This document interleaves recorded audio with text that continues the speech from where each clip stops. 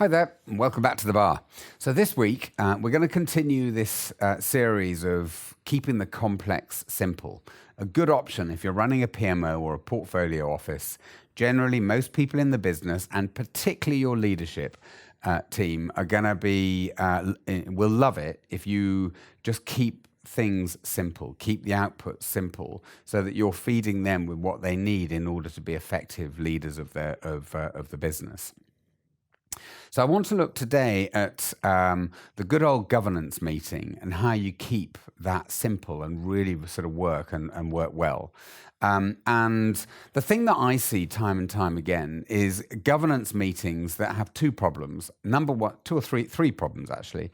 Number one, too many people are invited. So you might get sort of 12 people are invited to come to a steering group meeting. Number two, the agendas are primarily around progress tracking, which is not really what a governance meeting is for. Governance meeting is there to take decisions. So what are the decisions? What information do we need to take them and then take them? And then probably the worst of all is that when governance meetings aren't proving to be valuable for the senior leadership team or the people who your executive sponsors and your key stakeholders, they start to delegate. And once they've delegated to someone within their own team, that decision-making capability has sort of left the room. So all of a sudden, you don't even have the right people in the room to take those decisions.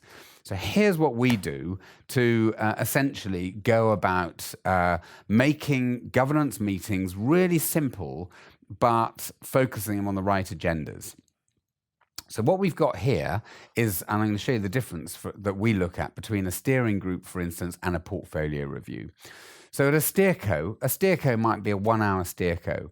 And what we want to do is we want to basically take some key decisions. We do want a brief, we want to give a bit of an update, but we're really driving towards the decisions.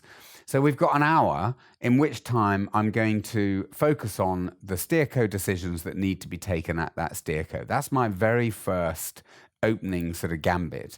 Second thing is I'm going to obviously then talk through the status of the program, but more importantly, what are we doing to get it back to green? I am then going to sort of focus predominantly on risks and issues, and I will focus on the financial performance of the program. And I will also obviously go back and make sure that we cover those three decisions. So at the end of an hour, there is an overview of where we've got to. We know what the biggest risks are. I know as a leader whether I need to engage with those to try and support their mitigation. I know what our financial performance is on the project and any escalations, and we've taken the decisions that we were due to take. Contrast that then with a portfolio review where you've only probably got 10 minutes per project. It's got to be a much, much more simple view, but you can create your pack to drive that agenda. Just don't do a generic report pack. You need a separate pack to drive each agenda. So this is a portfolio review, 10 minutes. What's happened to our RAG status? What was our previous RAG status? What's our current RAG status? An overview of the back to green commentary. Are there any milestones that we need to worry about? In which case, what are we doing about them? And our financial performance. Maybe, and also some escalations. What are the escalations that are currently in play? It does not need to be more complicated than that. And if it is, you'll go over your 10-minute time and the portfolio review will start to become much, much less valuable and people will start to distance themselves from it. It doesn't need to be complicated. Keep it simple. All the best.